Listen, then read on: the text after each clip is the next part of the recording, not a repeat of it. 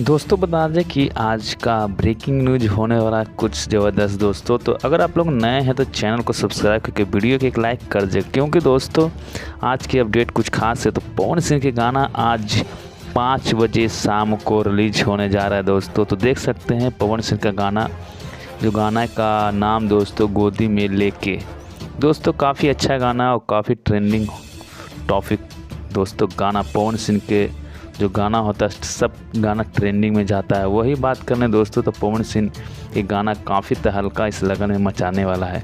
बात करने दूसरी अपडेट को तो वही दोस्तों बता दें कि खेसारी लाल का भी गाना दोस्तों एसी लगा दे बलम, जो गाना का नाम है दोस्तों वो आ रहा है। उनका भी टीजर लॉन्च हो गया और कमिंग सून लिखे हुए, तो बहुत जल्द ही आपको खेसारी लाल के भी गाना सुनने के लिए मिलेगा। और दोस्तों बता दें कि दोनों स्टार मिलकर तहलका मचाने वाला, क्योंकि दोस्तों लगन में गाना बजने वाला ट्रेंडिंग गाना दोस्तों, दोनों स्टार दोनों भाइयों का गाना आ रहा है और काफ़ी दर्शकों को मनपसंद गाना देते हैं दोनों स्टार और काफ़ी खुश इस लगन में दोस्तों तहलका मचे। काफ़ी ब्लास्ट गाना दोनों स्टार पवन सिंह और खेसारी लाल को आ रहा है।